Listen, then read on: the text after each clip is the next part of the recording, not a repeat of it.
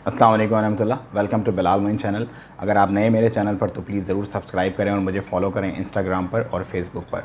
और कल जैसा कि हमने चीज़ किया था एक लाइव सेशन आपके साथ मेरे व्हाट्सएप ग्रुप पे, जिसका लिंक डिस्क्रिप्शन में मौजूद है। 6 बजे ओमान टाइम से लेकर 6:15 बजे तक आप तमाम लोगों के लिए विंडो खोली गई थी, जिसमें आपने क्वेश्चंस किए और मैंने आपको आंसर किए। तो आज भी हम इंशाल्लाह ओमान टाइम 6 बजे उसकी विंडो खोलेंगे और 6:15 बजे तक आपके तमाम क्वेश्चंस लेंगे और मैं पूरी कोशिश करूँगा कि तमाम सवालों के जवाब दूँ।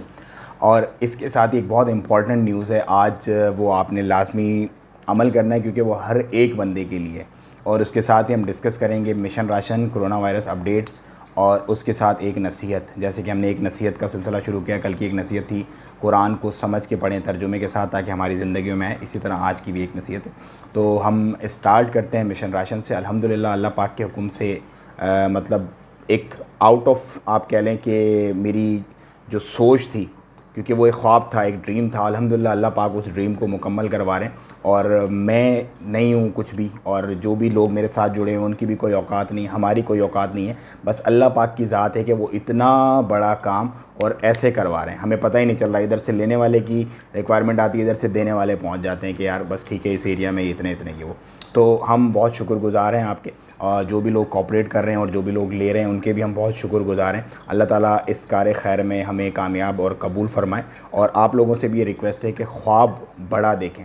जब मैंने ये स्टार्ट किया था तो उस वक्त मैं सोचता था और दिल में ख्याल करता था, यार इतना बड़ा ओमान है, इतने सारे लोग हैं, तकरीबन कोई 6 से 7 लाख इंडियन हैं, 5-6 लाख तकरीबन बांग्लादेश के लोग हैं, 4 से 5 लाख यहाँ पे पाकिस्तानी हैं, उसके बाद नेपाली, श्रीलंकन, ये सब मिलाएं तो कितना बड़ा क्वांटिटी बनती है। और इस क्वांटिटी का तकरीबन आप कह लें कि 25 से 30% लोग ऐसा है जो अभी इस लेवल पे बिल्कुल जो है वो ज़ीरो है। क्योंकि कारोबारी लोग जो हैं ज़्यादातर, मतलब बड़े कारोबारी नहीं, जो छोटी मोटी दुकानें वगैरह ये वो जिनकी थी वो सब ज़ीरो हैं इस वक्त। जो भी था उन्होंने ख़त्म कर दिया 1 महीना अपना खा के।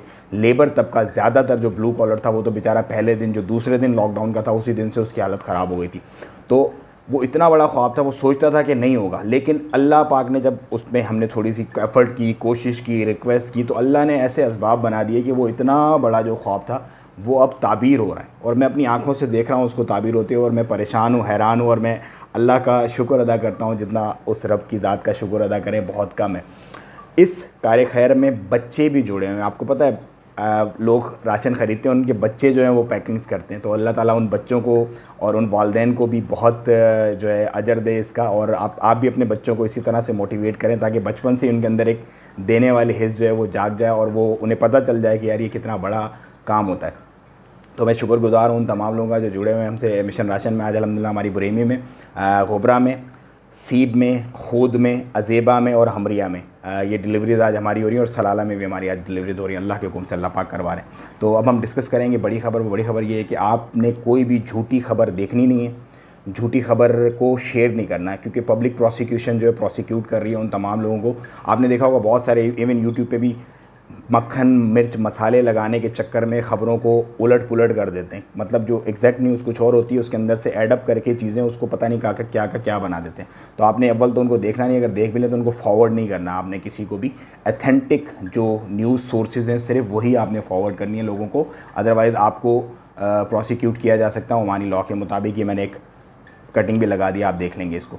इसके बाद हम जिक्र करते हैं कोरोना वायरस का। तो कोरोना वायरस इस वक्त ओमान में जो है आज 86 न्यू केसेस हुए हैं, टोटल 813 हो गई है तादाद, और 4 डेथ हैं, और रिकवरीज़ अल्हम्दुलिल्लाह 130 हो गई हैं। उसके बाद हम पाकिस्तान का जिक्र करते हैं। पाकिस्तान में 5716 केसेस हैं टोटल, और 96 डेथ हो गई हैं, और 1376 जो है वो 1378 रिकवर हो गए।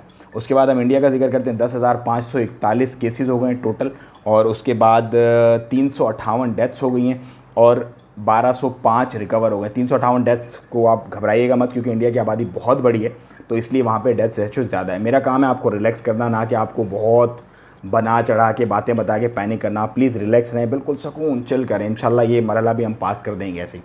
अच्छा, इसके बाद बांग्लादेश का हम जिक्र करते हैं। 1012 केसेस हैं टोटल, 46 डेथ हैं, 42 रिकवरीज़ हैं। श्रीलंका के 219 केसेस हैं, 7 डेथ हैं, 59 रिकवरीज़ हैं।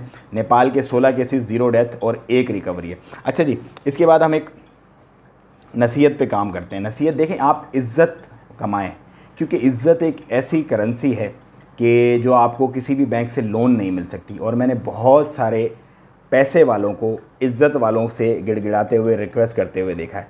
तो और इज़्ज़त आपसे कोई ले भी नहीं सकता, लेकिन इज़्ज़त को मिलने के बाद आप उसको मेंटेन रखें, वो एक बड़ा काम है। तो प्लीज़ ज़िंदगी में अपने ख्वाबों को, अपनी जो भी आपके पैशन हैं उनको फॉलो करें, लेकिन आप कोशिश करें कि आप पैसे को नहीं, इज़्ज़त को बनाएं। जब आपकी इज़्ज़त बन जाएगी तो आपके पैसे वाले काम ऐसे हो जाएंगे आपको पता भी नहीं चलेगा। मैं लेता हूँ आपसे इजाज़त, कल मिलेंगे फिर इंशाल्लाह। जज़ाकुमुल्लाह खैर।